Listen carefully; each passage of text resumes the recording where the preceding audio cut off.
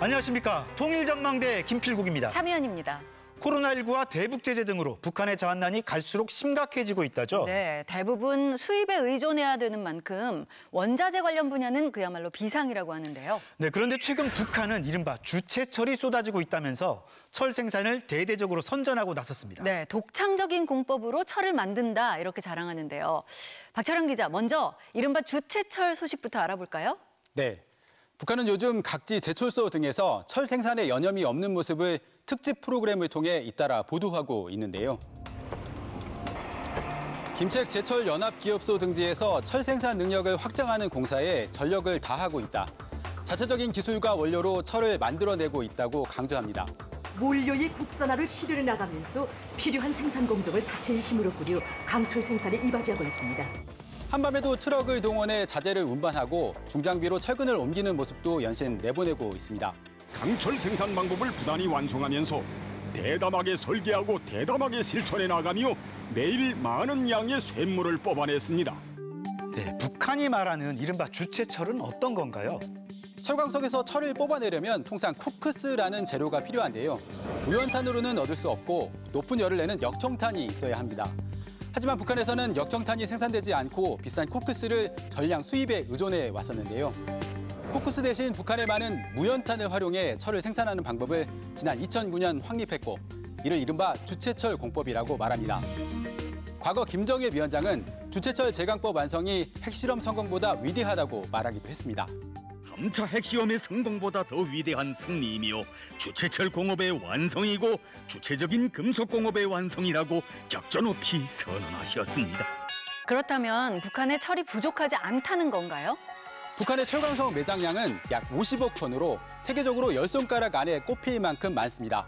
하지만 제철 기술이 불완전하고 생산 효율이 떨어져 그동안 제 기능을 하지 못했다는데요. 자체 산소열법 용광로를 새로 세우면서 지난 2018년엔 주체철 생산 체계의 토대를 마련했다고 다시 공표하기도 했습니다. 철은 산업의 쌀이라고도 하잖아요. 대다수 산업 설비의 재료가 되기도 하고요. 네, 대북 제재 속에서 자력갱생을 외치고 있는 만큼 북한도 경제 발전을 이루려면 반드시 철이 필요한데요. 올 초 국가경제발전 5개년 계획에서도 주체철 완성과 확장을 전면에 내세우기도 했습니다.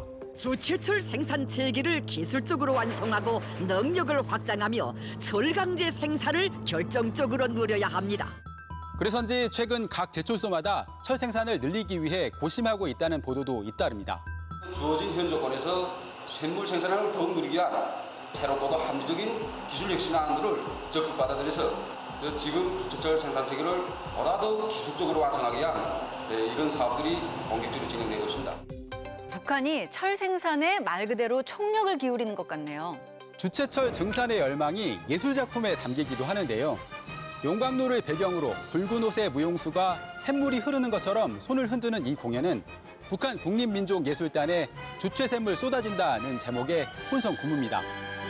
또 이건 주체철이 쏟아진다는 제목의 유환인데 북한 대외선전 매체는 주체철 생산 성공의 순간 환희에 찬 모습을 보여준다고 소개하기도 했습니다. 네, 최근 광부들의 삶을 다룬 드라마를 다시 방영한 것도 눈길을 끌던데요. 네, 용량광산에 자원한 제대 군인들이 노령 영웅이 되는 과정을 그린 1990년대 드라마 백금산을 다시 방영했는데요. 12월 27일 우리 소대는 드디어 연간 계획을 108%로 초과 수행하였다. 연간식을 수행한다! 백금은 마그네사이트를 뜻하는데 고급 철강 제품의 필수 원료가 되기도 합니다. 북한의 마그네사이트 매장량은 세계 2위로 알려져 있는데요. 과거 드라마까지 다시 소환하면서 금속 분야 자력갱생을 강조하는 것으로 풀이됩니다. 네. 그런데 요즘 가을 장마, 또 2차 장마라는 말이 나올 만큼 비 소식이 계속 이어지고 있습니다. 네, 그렇죠. 우리도 걱정이지만요. 이달 들어서 비 피해가 컸던 북한은 더 심각하겠는데요. 북한에는 이번 주에도 곳곳에서 산발적인 폭우가 계속되면서 피해가 잇따랐는데요. 불안정한 대기 용량으로 해서 예상치 않았던 지역들에서도 때없이 폭우와 많은 비가 내리고 있는 상태입니다. 지난주까지만 해도 주로 동해안 지역에 폭우가 내렸는데 서해안 지역에도 비 피해가 속출하고 있습니다. 한쪽에선 수해 복구에 여념이 없다는 소식이 연일 전해지고 중기들이 가정 느리자 곧 공사 속도라고 말할 수 있습니다. 밤에 차 정비하고 낮 시간에는 차를 막아도 보상하면서 공사 속도를 최대한 높여 나가고 있습니다. 또 다른 한쪽에선 수해 대비로 분주하다는 보도가 잇따릅니다. 현재 700m의 한안 제방 공사를 진행하고 있습니다. 그리고 기계와 수단들을 총동원해 가지고 강바닥 파기도 동시에 내밀고 있습니다. 네, 이렇게 비가 계속 내리면 올해도 작년처럼 식량 생산에 차질이 빚어질 수밖에 없겠는데요. 네, 유엔 식량농업기구는 최근 북한의 식량 부족분을 86만 톤으로 예측했는데 이상기후가 계속되면서 식량난이 더 심각해질 수 있다는 전망도 나옵니다. 민족화해협력 범국민협의회 등 국내 10여 개 단체는 대북 쌀 나눔 운동을 시작하겠다면서 쌀 10만 톤을 북한에 전달할 계획이라고 밝히기도 했습니다. 한반도 기후 위기를 극복하는 평화의 쌀 나눔 사업을 결의하고 한반도 평화를 염원하는 세계의 모든 이들의 동참을 호소합니다. 네, 다른 소식도 알아볼까요? 북한이 뒤늦게 도쿄올림픽을 중계한다고요? 북한은 지난 10일부터 거의 매일 도쿄올림픽 주요 경기를 녹화 중계하고 있는데요. 보시면 방송사고가 아닌가 싶을 정도로 영상에는 현장음만 있고 해설이나 별도 언급이 없습니다. 올림픽 기간 중에는 방송을 전혀 안 했는데 북한이 도쿄올림픽 경기를 내보내기 시작한 건 폐막 이틀 후부터였습니다. 네, 박철영 기자 잘 들었습니다.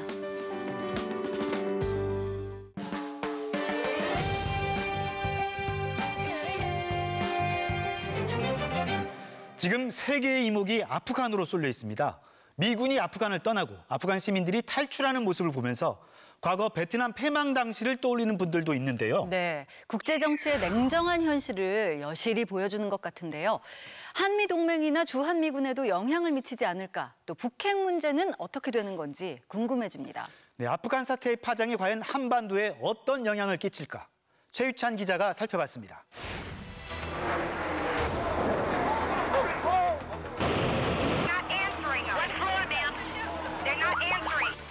테러와의 전쟁을 명분으로 시작한 아프간 전쟁은 20년 만에 미국의 철군과 탈레반의 재집권으로 막을 내렸습니다. 미국이 떠나는 공항에는 아프간 시민들의 탈출 행렬이 이어집니다. 1975년 사이공 함락 당시 사이공 탈출이 재현됐다는 비판도 이어졌습니다. You just had President Biden a few days ago saying you wouldn't see helicopters evacuating the embassy like Saigon, and yet here we are. This is President Biden's Saigon moment. 바이든 대통령은 국익이 없는 곳에 미군을 보내 희생시킬 수 없다면서 철군 결정을 후회하지 않는다고 강조했습니다. 먼 나라 아프간 사태에 우리가 촉각을 곤두세우는 이유 중 하나는 바로 이 미국의 이해관계에 따라 한미동맹이나 주한미국 정책도 변화하는 것 아니냐는 우려 때문입니다. 아프간과 한반도의 상황은 크게 다르다는 게 전문가들의 공통된 분석입니다. 주한미군 철수와 무슨 연계가 되는 것 아닌가 하는 이제 걱정을 하고 있습니다. 뭐 당연히 모든 사람이 그런 생각을 할 텐데 사실 아프가니스탄하고 한국의 상황은 많이 다르죠. 아프가니스탄 같이 한국이 내전 상태가 아니지 않습니까? 바이든 대통령까지 직접 나서 주한미군 감축은 없다고 분명히 선을 그었습니다. Not in the middle of a civil war, but to deal with the potential of an external enemy. And to protect our ally against that external enemy. So it is a fundamentally different kind of situation from the war. 동맹 간 약속보다 자국의 이익만을 앞세웠다는 대내외적인 비판에 직면한 바이든 정부가 오히려 한미 동맹의 중요성을 더욱 과시할 수 있다는 겁니다. 주한미군 같이 이미 70년에 걸친 한미 동맹에 의해서 이루어지고 있는 이런 관계가 있는데 이거를 일방적인 변동을 준다면 이 국제 질서에 대해서 그 미국의 뭐 미래라고 그럴까 비전 이런 거에 대해서 뭔가 새로운 근본적 전환을 추구하는 게 아닌가. 실제로 미국의 아프간 철군을 계기로 한반도의 전략적 중요성이 더욱 부각될 것이라는 분석도 있습니다. 결국 아프간은 테러와의 전쟁이 끝난 다음에 전략적 중요성이 줄어드는 지역이고 반대로 한반도는 미국이 중국과 전략 경쟁을 하는 과정에서 그 중요성이 점점 더 커지는 지역이다. 한편으로는 주한미군의 역할을 한반도를 넘어 인도 태평양 지역으로 확장해야 한다는 요구도 커질 수 있다는 우려도 나옵니다. 특히 중국이 아프간과 인근 중동 지역에서 1대1로 사업 등을 통해 영향력을 강화하고 미국은 중국을 견제하기 위해 인도 태평양 전략의 한국의 역할 강화를 압박할 수 있다는 겁니다. 주한미군이 과거처럼 북한에 대해서만 하는 것이 아니라 이제 중국을 대상으로 이제는 할 수밖에 없는 상황이 이제 올 가능성도 있는 거죠. 미국은 당분간 아프간 사태 수습에 전력을 기울일 수밖에 없는 상황. 당장은 북한 문제의 우선순위는 뒤로 밀릴 수밖에 없습니다. 북한 문제에 있어서 미국이 먼저 양보를 하면서 관여를 적극적으로 할 가능성은 더 낮아졌다고 보고요. 아프간 빠진 거에서 바이든 행정부가 뭔가 성과를 거두기 위해서 타겟으로 삼을 건 중국하고의 대결 구도를 만든다거나. 하지만 아프간 사태가 어느 정도 가닥이 잡히면 미국이 북핵 문제 해결의 진전을 통해 외교적 성과를 거두려 시도할 수 있다는 전망도 나옵니다. 북한은 아프간 사태 추이를 지켜보면서 대미 전략을 숙고할 것으로 보입니다. 지금 상황에서 미국을 장악하는 건 바람직하지 않고, 그리고 또 미국과 협상을 원하고 있고, 아프간 문제로 역설적으로 북한 비핵화 협상의 탄력을 더 받을 수도 있거든요. 미국의 외교력에 여유가 생겼기 때문에. 문제는 북한이 상황을 오판할 가능성입니다. 탈레반이 아프간 정부군을 무력화시킨 것처럼 북한도 자신들이 보유한 핵무기로 한국군을 무력화시킬 수 있다는 자신감이 있을 거예요. 내부적으로도 미국에 굴복하지 않고 저항하면 승리할 수 있다는 선전을 강화할 것으로 보입니다. 한편으로는 아프간에 집중된 미국의 관심을 끌고 존재감을 부각시키기 위해 군사 도발을 감행할 수도 있습니다. 아프간에서의 미군 철군은 이익에 따라 움직이는 국제 정치의 냉정한 현실을 보여주고 있습니다. 우리도 한미 동맹과 동시에 자체 안보 역량과 다층적인 외교 역량을 강화해야 한다는 지적도 나옵니다. 기본적인 우리의 자위 능력, 이 부분을 어떻게 증대시킬 거냐. 그래야 그런 효용성이 있어야 사실은 이 동아시아 지역에서의 한국의 그 안보 역량도 인정을 받는 거고. 아프간 사태의 파장이 중앙아시아와 중동의 긴장을 넘어 미중 패권 구도의 심화, 한반도에까지 영향을 미치는 상황. 격변기의 한반도 정세를 관리하고 정세 전환의 기회를 포착하는 전략과 지혜가 요구되고 있습니다. 통일전망대 최유찬입니다.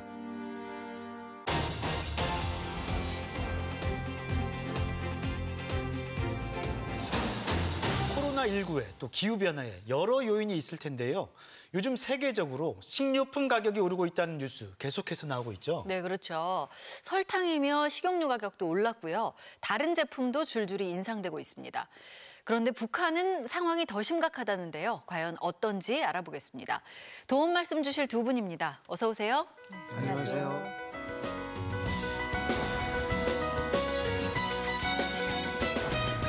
오늘은 설탕과 식용유 얘기를 주로 나눠볼 텐데요. 코로나19 때문인지 디저트 같은 거 좋아하잖아요. 설탕 소비가 늘었을 것 같아요. 네. 달고나 커피에 뭐 연유 커피 뭐 이런 거 얘기 나오고요. 마카롱도 그렇고요. 너무 맛있죠. 너무 맛있습니다. 그런데 건강을 생각해서 또 조금이라도 덜 찌려고 네. 최대한 참고 이제 안 먹으려고 하는데요. 그렇죠. 그런데 북한에선 설탕이 부족해서 먹기가 힘들다고요? 북한에서는 이제 설탕이란 말을 안 쓰고요. 사탕가루라고 하거든요. 네. 그래서 사실 그 설탕이 부족해서 여기처럼 그렇게 이제 마음대로 먹고 그다음에 이제 뭐 좁게 먹으려고 노력한다는 건 이제 상상도 안 되고요. 뭐 사실 저 깜짝 놀랐어요. 여기 뭐 커피숍 가도 시럽도 있고 설탕도 있어서 내가 처음에는 눈치 보여서 하나만 가져왔는데 뭐 2개 가져가든 3개 가져가든 이제 가만히 있더라고요. 남한에서는 설탕이 흔한 식재료라 그렇죠. 북한에서 왜 설탕이 부족할까 하는 그런 생각도 들거든요. 네, 설탕은 100%를 해외에서 수입을 해야 되기 때문에 일단 외화가 있어야 되는데 2016년도에 대북 제재가 있었고 또 지난해에 코로나 때문에 수입을 못하고 있기 때문에 현재로서는 설탕이 훨씬 부족해 있다. 그럼 식용유도 상황이 좀 비슷한가요?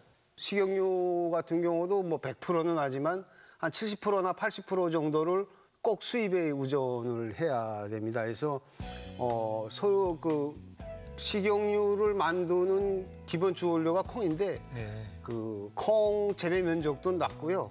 콩 생산량도 그렇게 많지 않아 가지고 사실 식용유는 거의 뭐 자력갱생을 할 수 없는 품목이죠. 그렇기 때문에 이 설탕과 식용유 가격이 많이 올랐는데요. 작년 10월까지만 해도 1kg에 4,900원 하던 설탕이 2개월 만에 36,000원으로 7배 넘게 올랐습니다. 그리고 올해 8월 초 22,000원으로 좀 내렸는데 그래도 엄청난 가격이네요. 그럼 식용유는 어떻습니까? 식용유 가격도 지금 올라서 식용유 가격은 2.2배 정도니까 높지는 않은 것이 북한 내에서 일부 생산되기 때문이 아닌가 싶습니다. 네, 급등하기 전에 작년 10월에 뭐 설탕 가격이 1kg에 4~5천 원 했다고 했잖아요. 이게 북한 물가로 보면 어떤 편인가요? 쌀 1kg에 북한에서 4,000원이에요. 거의 쌀보다 1kg에 5배 정도 비싸다고 보면 돼요. 네. 그러면 사람들은 쌀을 사 먹는 게 낫지 설탕이 비싼 거 사기가 상당히 어렵거든요. 북한에서는 설탕이 귀해서 가짜 꿀도 없다던 얘기를 들었거든요. 네, 지금은 더 그렇겠죠. 설탕이 그렇게 비싼데 꿀보다 어쩌면 가격상으로 설탕이 더 비싸다고 이제 이야기할 수가 있겠고요. 사실 그 2000년대 초인가요? 그때 그 중국에서 들어오는 설탕 가져다가 가짜 꿀 만들어서 그 유통이 됐던 게 있었는데 작년 지금처럼 그렇게 설탕 값이 비싸가지고는 가짜 꿀을 전혀 이제 만들 수가 없죠. 네. 요새는 시대가 변해서 그런지 설탕 좀 먹지 말아라, 자제해라, 건강에 안 좋다 이런 얘기도 많이 하고요. 그렇기 때문에 꼭 필요한 것 같지 않은 생각도 드는데요. 설탕이 부족한 게 정말 북한에서는 굉장한 문제가 되나요? 개인 집들에서는 설탕을 안 먹는다고 내가 뭐 당장 문제가 발생하는 건 아니지 않습니까? 그리고 설탕은 또 대체할 수 있는 게 있잖아요. 사카린이라는 게. 그렇기 때문에 굳이 설탕이 아니라도 괜찮지만 문제는 자영업자들, 그다음에 또 공업용으로 들어가는 게 제일 많은 거죠. 김정은 집권 이후에 2015년도에 평양 어린이 식품공장, 뭐 군컵 식료공장 이를 비롯해서 식료공장들을 대규모 현대화했어요. 그러면서 2017년부터 설탕을 대거 수입을 하게 됩니다. 그 전에만 해도 536만 톤 정도밖에 수입을 안 했어요. 그러다가 2017년도에 들어와서 3,865만 톤, 7배 정도 이렇게 많이 수입을 합니다. 근데 그렇게 수입을 한 것은 그만큼 설탕 수요가 어마어마하다는 거죠. 북한 당국 차원에서도 설탕이 부족하면 약간 문제가 있겠네요. 그렇죠. 일단 식료공장이 멈춰서야 되겠죠. 사탕, 잼, 빵, 이 모든 게 다 거기서 나오는데 설탕이 안 들어가면 다가 유치원 아이들한테 공급을 해줘야 되는데 이것도 참 문제가 되지 않을까 싶습니다. 북한 어린이들이 왜 저 김일성, 김정일 생일이나 뭐 아동절 같은 때 과자 선물 받고 되게 좋아하던 모습 그런 영상 많이 봤던 것 같아요. 북한 어린이들한테는 이제 원수님의 사랑이고 운동이죠. 그런 것도 되고 또 실질적으로 북한 생활이 뭐 이전보다 이제 많이 좋아지고 나아졌다는 것을 외부에 알리는 또 이제 그런 증거이기도 합니다. 저게 가지는 가장 중요한 의미가 너는 못 먹고 나는 많이 먹는 게 아니라 이제 전체가 다 똑같이 한 봉지씩 한 1kg 되나요, 그게? 1kg. 예, 그 1kg 정도 되는 걸 똑같이 이제 나눠 먹는다는 이런 이제 정치적 의미를 이제 가지는 그런 이제 중요한 사항이기 때문에 이제 선물은 이제 꼭 공급을 하고 이제 그렇게 합니다. 말씀 들어보니까 설탕을 꼭 공급해야 되는 곳이 꼭 있는 것 같은데요. 군대는 이제 설탕이 필수품입니다. 사실 80년대 말까지만 해도 이제 군부대들의 중대들의 이제 그 사관장들이 관리하는 식품 창고 가면 그 탱크가 2개 있었는데 하나는 기름 탱크, 하나는 이제 설탕 이런 탱크였어요. 네. 그렇게 이제 하고 사실 그 설탕 보급이 당을 이제 보충해야 되는데 물론 그 탄수화물을 먹어서 당화가 되기는 하지만 그 탄수화물 자체도 또 부족하지 않습니까? 네. 훈련하고 들어오거나 훈련 나갈 때 이제 이런 식기에다가 사탕가루를 이제 사탕물을 풀어서 공급을 하거든요. 그거 하나씩 마시고 훈련하고 막 그래요. 그러니까 싸움할 때도 설탕물 마시면 기운이 난다 해가지고 이게 전쟁 예비 물자로도 이제 등록이 되고 있어요. 북한 당국에겐 꼭 필요한 물자인 이 설탕. 그래서 최근에는 이 설탕을 대체할 특별한 풀을 찾았다는데요. 이름이 8월풀이라고 합니다. 이 농장은 8월풀을 전문적으로 생산하고 있는 농장입니다. 이게 바로 8월풀인데요. 네, 8월풀이 뭘까 한번 찾아봤는데요. 우리에겐 스테비아로 알려진 식물입니다. 스테비아는 설탕보다 한 10배에서 많게는 20배까지 비싼 것도 있고요. 다이어트나 당뇨가 있는 분들이 건강을 위해서 먹는 건데요. 북한에서는 설탕이 없다고 설탕 대신 이 비싸고 몸에도 좋은 스테비아를 드시고 계신 거였네요. 아우, 저는 그게 그렇게 몸에 좋은 건 정말 몰랐어요. 먹어보니 맛도 없죠. 그러니 그게 무슨 그렇게 몸에 좋을까? 아유, 저는 설탕이 훨씬 좋아요. 그 8월풀이 원산지에서 재배했었던 8월풀하고 이게 북한에 와서 북한에서 재배되면서 환경이 다르면서 단맛이라든가 향이라든가 이런 게 조금씩 달라져요. 서요물 냄새 비슷한 그런 풀 냄새가 나요. 근데 그거 없애기 위해서 노력했는데 지금은 이제 모르겠습니다. 해결되는지 모르겠지만 그럼 이제 경제적인 문제도 있습니다. 그러니까 8월풀을 재배해서 당 문제를 해결하는 게 진짜로 자력갱생이겠냐? 아니면 딴 걸 심어서 거기서 나는 돈을 가지고 사탕가루로 설탕을 사다가 공급하는 게 더 좋겠냐? 경제성 측면에서는 조금 문제가 있을 거다. 이제 그렇게 생각하게 됩니다. 뭐 경제 난에 국경 봉쇄까지 겹치면서 북한이 좀 식재료 난을 겪고 있는 것 같은데요. 설탕뿐 아니라 말씀하셨듯이 또 하나 식용유도 부족해서 비상이라고 합니다. 콩은 이 북한식 표현을 쓰자면 자력갱생 할 수 있을 줄 알았는데 그러게요. 재배가 좀 어려운가 봐요. 콩 전체적으로 콩 재배 면적 자체가 이제 적습니다. 그래서 북한에서는 또 이제 그 축산이 잘 안 되니까 고기가 부족해서 콩이 또 단백질 원으로 됩니다. 그러니까 두부를 이제 많이 해서 먹거든요. 그다음에 그 김정일 위원장이 있던 시기에 콩우유라는 걸 이제 만들어 가지고 애들한테 또 콩우유를 또 공급을 했어요. 그러니까 이제 기름으로 쓸 콩이 이제 형편없이 부족을 한 거죠.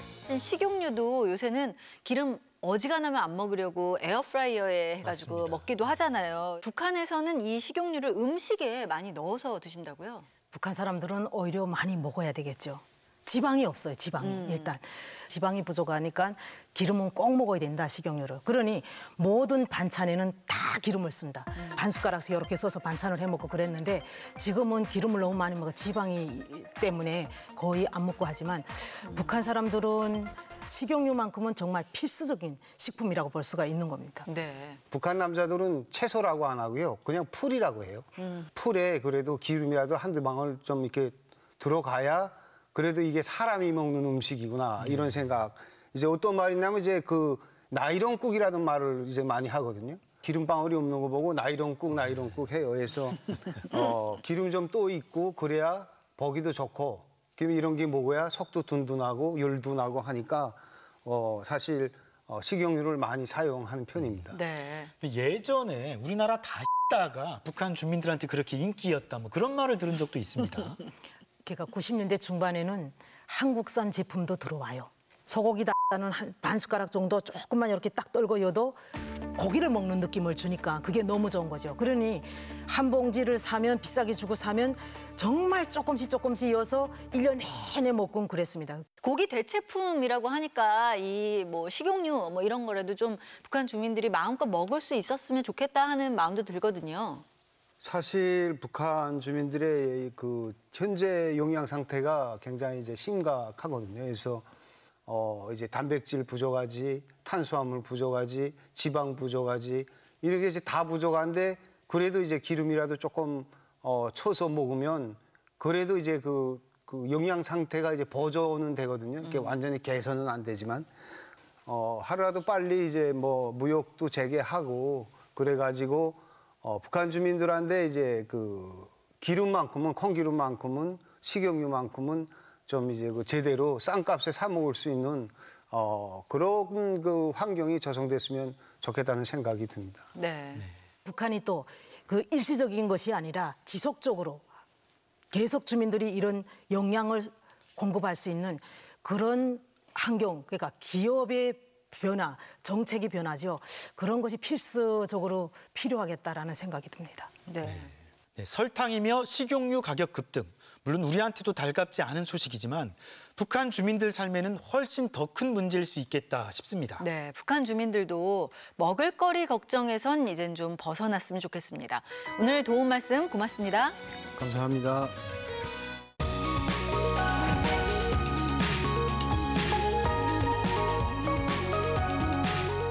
참여 앵커, 혹시 독도에 가보신 적 있나요? 정말 가보고 싶었는데요. 아직 못 가봤습니다. 네, 저도 아직 못 가봤는데요. 네. 꼭 가보고 싶습니다. 네. 그런데 얼마 전에 일반 시민들을 태운 항공기가 독도 무착륙 비행을 하고 돌아왔다고 합니다. 네, 선회 비행을 하면서 창밖으로 독도를 보기만 했지만 평화와 통일을 기원하는 시간이 되기도 했다는데요. 그 현장에 이상현 기자가 다녀왔습니다. 광복 76주년을 맞은 지난 일요일 아침. 코로나19로 한적하던 대구국제공항 대합실이 모처럼 사람들로 북적거립니다. 친구끼리, 가족끼리, 남녀노소 수십 명이 탑승 수속을 밟은 뒤 태극기를 손에 들고 하나둘 50인승 소형 비행기에 오르기 시작합니다. 지금 시간이 8.15 광복절 아침 8시입니다. 잠시 뒤 8시 15분이면 8.15에 맞춰서 저 비행기가 독도를 향해 이륙하게 됩니다. 저도 함께 타고 같이 가보겠습니다. 1년 전 대구 경북 지역의 신공항 이전지가 선정된 걸 기념하고 2025년 문을 열 울릉공항의 홍보를 위해 경북도청이 마련한 독도 울릉도 무착륙 비행. 민간 여객기가 군사훈련 지역인 독도의 하늘을 비행하는 건 이번이 처음이라는데요. 탑승객들은 SNS를 통해 각자의 사연과 독도 그림을 응모해 선정된 일반 시민들로 뜻깊은 광복절 아침을 맞게 됐습니다. 8월 15일 8시 15분 비행기입니다. 아마 이 자리에 타신 분들 전생에 나라를 구하신 것 같습니다. 미끄러지듯 활주로를 달리던 비행기는 금세 하늘로 솟구쳐 독도로 향합니다. 코로나19로 지난해 신혼여행을 제대로 못 갔다는 신혼부부. 이날 비행은 잊을 수 없는 결혼 1주년 기념 여행이 됐습니다. 결혼 1주년이 다가오는데 와이프와 소중한 또 특별한 그런 시간을 추억을 만들고 싶어서 이렇게 기회 신청을 했었는데 또 이렇게 운이 좋게 선정이 되어가지고 뜻깊은 이제 결혼 기념 선물인 것 같습니다. 군인인 남편이 부대에 급한 일이 생겨서 같이 올 대타를 고민하다 친정 어머니랑 왔다는 이 주부는 덕분에 효녀가 됐습니다. 네, 좀 후보자들이 많았는데 아들과 딸들은 앞으로 살 날이 더 많기 때문에 추후에 가는 걸로 하고 이제 친정 어머니하고 이렇게 같이 가게 되었습니다. 따님 잘 되셨네. 아, 예. 너무 귀엽고 사랑스러운 딸입니다. 이륙한 지 1시간 남짓 흐른 시간. 구름 밑으로 조그마한 점처럼 보이는 섬이 희미하게 나타납니다.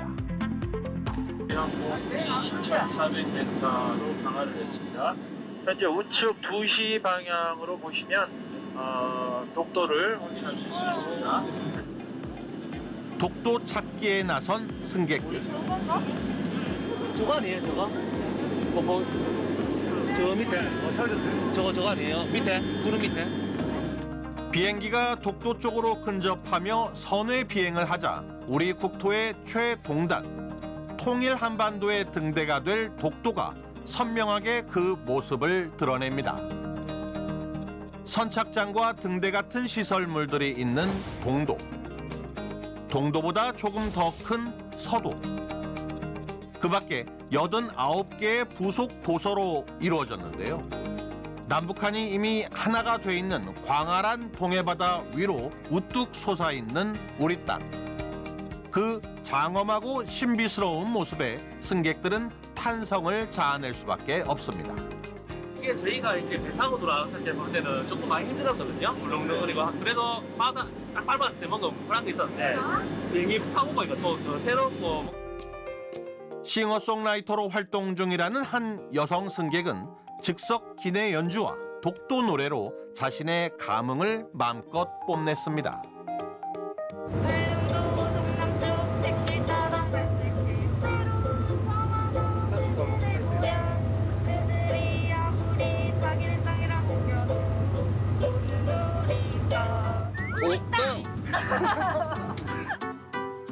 아직 어리긴 하지만 4살배기 딸에게 독도의 모습을 꼭 한번 보여주고 싶어서 혼자 아이와 짐을 안고 대구까지 내려왔다는 주부에게도 평생 잊지 못할 추억의 한 페이지가 됐습니다. 독도 보고 좀 생각하듯이 쳐다보더라고요. 그런 모습을 보니까 저도 좀 가슴이 뭉클해지더라고요. 다 이러길 잘했다 싶기도 하고. 독도 선회를 마친 뒤 구름에 가린 울릉도를 거쳐 대구공항으로 돌아오는 길. 저마다 감동의 순간이 어린 인생 사진을 건지기 위해 분주했는데요. 미리 독도에서 채집해 캔에 담겨져 기념품으로 지급된 독도의 공기는 독도 땅을 밟아보지는 못한 아쉬움을 위로하기에 충분했습니다. 짧았지만 그 어느 때보다 길었던 2시간여의 비행을 마친 탑승객들은 4년 뒤엔 울릉공항을 통한 독도 방문을 계획해봅니다. 울릉공항을 어떻게 만들어서 도민들과 국민들에게 알리고 외국에서 많이 홍보할 수 있는 이런 계기가 되리라 믿습니다. 한민족의 유구한 역사와 함께하며 한반도의 아침을 가장 먼저 맞이해온 소중한 우리 영토. 결의의 자주와 독립의 상징이었던 독도가 이젠 평화의 공감대로 민족을 다시 연결해주는 통일의 징검다리가 되기를 기원해봅니다. 통일전망대 이상현입니다.